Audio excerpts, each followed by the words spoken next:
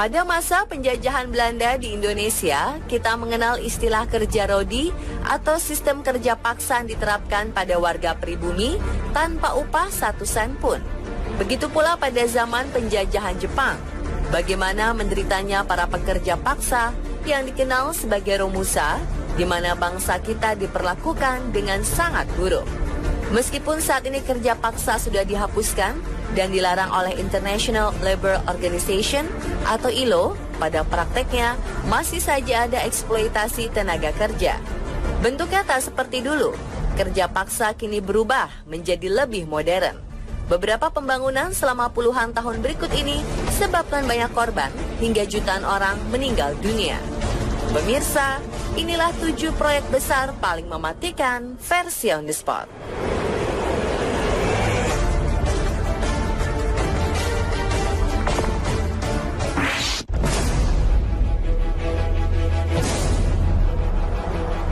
Dibangun pada 1970 di Mesir, Bendungan Aswan dibangun sebagai bendungan tanggul di Sungai Nil. Proyek ini dibangun untuk mengendalikan banjir, pembangkit listrik tenaga air, dan menyediakan air untuk irigasi pertanian.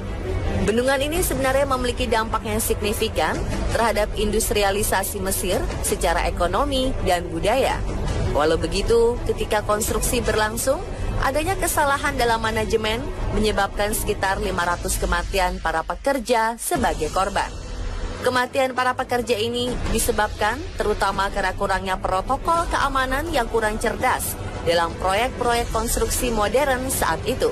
Sehingga kondisi keselamatan dalam proyek ini sangat buruk, hingga akhirnya banyak pekerja yang meninggal dunia.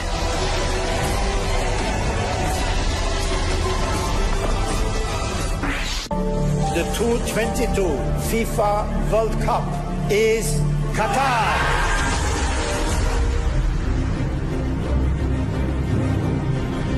Semenjak FIFA mengumumkan Qatar sebagai tuan rumah penyelenggaraan Piala Dunia 2022, pemerintah Qatar mengebut pengerjaan proyek-proyek konstruksi di Qatar. Namun di balik megahnya proyek konstruksi yang menghabiskan sekitar 123 miliar pound sterling atau sekitar 2.400 triliun rupiah ini menyimpan kisah miris mengenai para pekerja pembangunannya. Tragisnya, lebih dari 500 orang pekerja imigran asal India tewas dalam pembangunan stadion ini. Bahkan dalam 2 tahun terakhir, tercatat jumlah korban tewas meningkat mencapai angka lebih dari 700 nyawa. FIFA sendiri telah mengambil langkah dengan membentuk tim hak asasi manusia untuk menyelidiki kasus ini. Berdasarkan angka resmi yang dikeluarkan pemerintah India, terungkap bahwa lebih dari 700 orang telah kehilangan nyawa mereka sejak awal pembangunan pada Desember 2010 silam. Sedangkan dari kedutaan Nepal mencatat pekerjanya banyak yang meninggal karena serangan jantung dan kecelakaan kerja. Dalam dokumen tercatat 233 imigran India meninggal pada 2010, 239 imigran pada 2011, dan 237 imigran pada 2013. Total dalam 4 tahun terakhir pembangunan proyek ini telah memakan sekitar 974 pekerja. Diperkirakan total 1,2 juta pekerja imigran dari India, Pakistan, Nepal, Sri Lanka, Filipina, dan Mesir dikerahkan untuk menyelesaikan proyek mega konstruksi ini.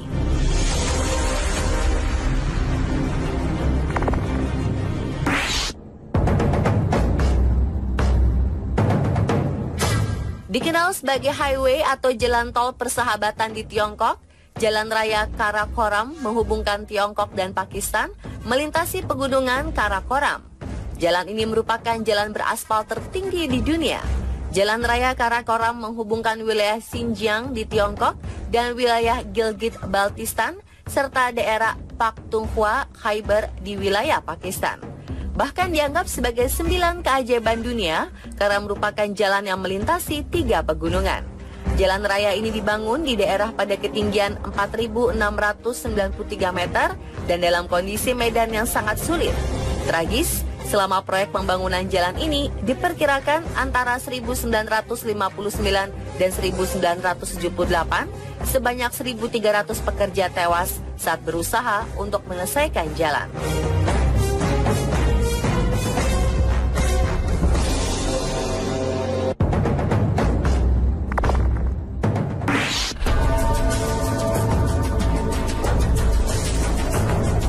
The White Sea, Kanal Laut Baltik, adalah terusan di Rusia dengan panjang 227 km.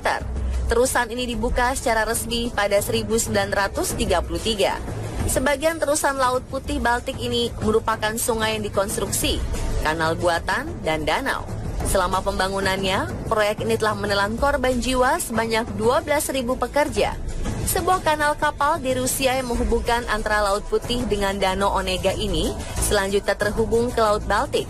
Ketika proses pembangunannya, terusan Laut Putih Baltik ini dibangun menggunakan tenaga kerja paksa dari tahanan Gulag pada 1931 sampai 1933. Tidak ada catatan resmi untuk kasus kematian kerja pada proyek ini.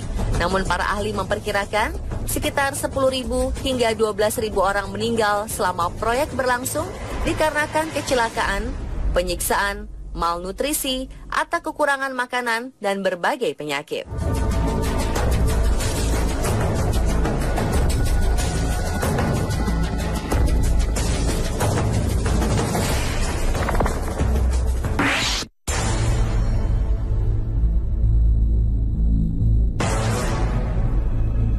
Pembangunan terusan Panama disebut-sebut sebagai salah satu proyek paling mematikan dalam sejarah kontemporer.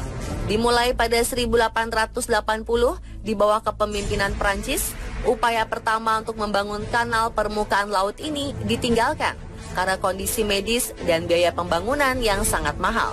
Apalagi proyek ini dikerjakan di daerah tropis dengan medan yang tidak stabil dan berat, serta hujan yang turun setiap tahun. Proyek ini akhirnya dinyatakan bangkrut dan ditinggalkan pada 1890 setelah sekitar 22.000 pekerja meninggal. Kematian terjadi terutama dari kecelakaan, penyakit malaria, dan penyakit kuning. Namun kemudian orang Amerika mengambil alih proyek dan melanjutkan pembangunan kanal ini hingga akhirnya selesai pada 1914, yakni 2 tahun lebih cepat dari target waktu yang ditetapkan. Alasan utama keberhasilan proyek ini adalah kemajuan dalam bidang medis. Meskipun hampir 6.000 pekerja meninggal selama pihak Amerika mengambil proyek ini, korban total untuk proyek ini diperkirakan antara 28.000 sampai 30.609 jiwa, dan sebagian besar disebabkan penyakit malaria.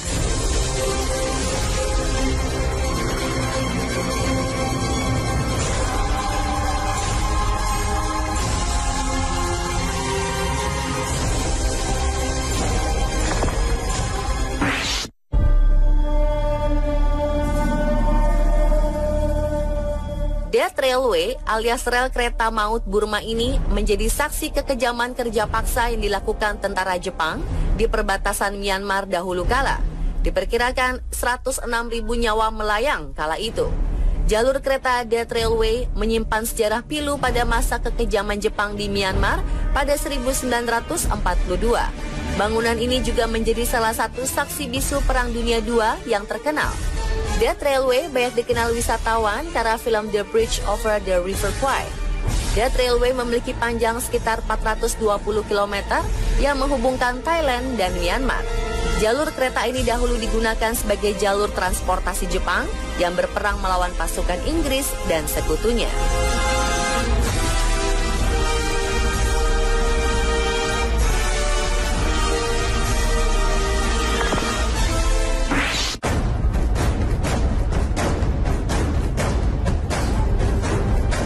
Tidak ada fakta yang dapat diverifikasi atau dokumen tertulis secara detail tentang pekerja dari tembok besar Cina.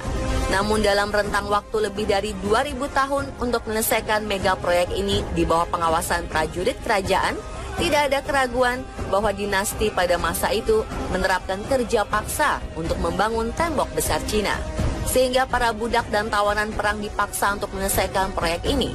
Sejarawan memperkirakan bahwa sekitar 2-3 juta orang meninggal selama proses konstruksi. Dan meskipun tidak ada literatur untuk membuktikan perkiraan ini, tampaknya hal ini menjadi pembenaran sejarah. Karena kita bahkan tidak tahu apakah metode-metode yang diterapkan selama proyek pembangunan ini aman bagi para pekerja kala itu.